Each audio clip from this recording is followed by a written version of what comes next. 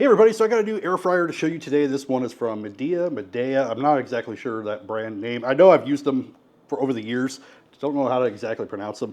But this is an 11 quart 8-in-1 air fryer, dual zone. And it's got app control, voice control. It's pretty neat. Let's go ahead and I'll show you up close and then I'll just do a quick demo. All right, so this does have an upper basket, large enough for a family. There is a light inside. You will see that there is a glass window here in just a moment. It's a little bit of a glare, but I think it's picking up the light inside. Down here, this one just pops down, and there's going to be a grill tray that's included, and then there's a drip tray that's also included that goes there at the bottom. All right, let's go ahead and see how easy I can catch the screen on here because it is a little glary. You can run one or the other. You can do both at the same time. This is a touch screen, so you hit the upper, it will turn on the upper, or get it ready. You hit the lower as well. You hit cancel. I'm just going to do the upper for the moment. So with the knob, you can change which mode you want. You got air fry, grill, dehydrate, bake, roast, broil, reheat, and toast. I haven't used all of them yet. I've used about 3 of the modes so far. And it does do a default temperature for each one. So like dehydrate would be 150, grill would be 450. So the grill will automatically do 15 minutes default, and you can turn it up to 30 minutes, or you could go lower if you wish. I'm gonna go ahead and hit the upper again. That's gonna take us back out to that main screen, and now you can always switch to a different one if you wish. All right, and then let's say that is what you want. So we're gonna go air fryer, and we're gonna cook something that's gonna take 25 minutes. And then we're going to hit the temp. Let's say we want 375 and start. Then we're going to do our lower one. And we are going to, let's say we're going to do grill on this one. We're going to go ahead and hit that. And automatic 15 minutes. You can start and pause each one individually. All right, so I'm also going to show you the app. It's a little easier to use the app though, especially if you want to do like dual zone or sync. So what we need to do is, let's go into our upper basket. It's going to show that they are both ready. Another thing you could do is you can go into the recipes.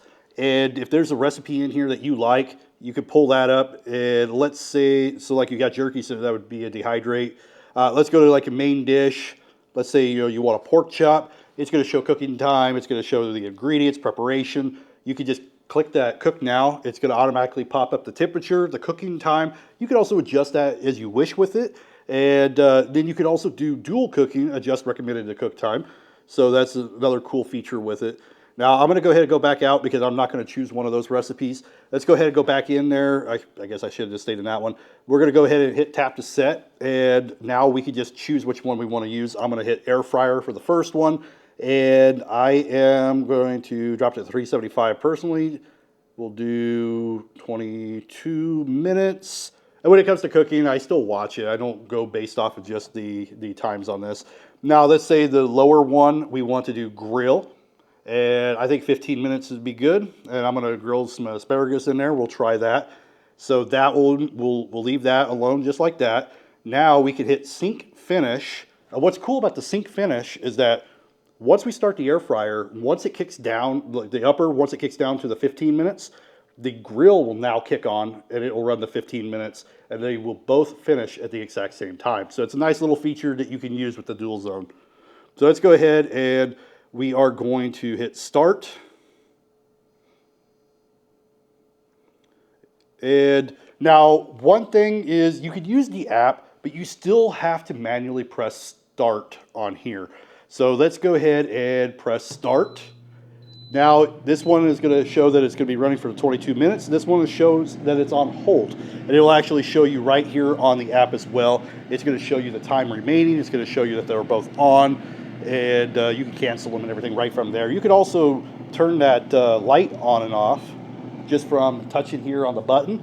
Now, I'm going to go ahead and get the food in there real quick. All right, so I'll go ahead and throw the asparagus in down here in the little tray. Also, when you do have one of them open, it will pause it as well. And then I'm going to go ahead and pull out the basket. And with this one, I am going to be doing a piece of salmon. I was trying to use some parchment paper so I wouldn't have as much of a mess since I'm using a marinade. But it might still make a mess anyway. Let's go ahead and put that back in. And I think it's actually going to need less time because this is a thinner piece. So I am actually going to drop the time. You could do that manually. And let's just hit 16.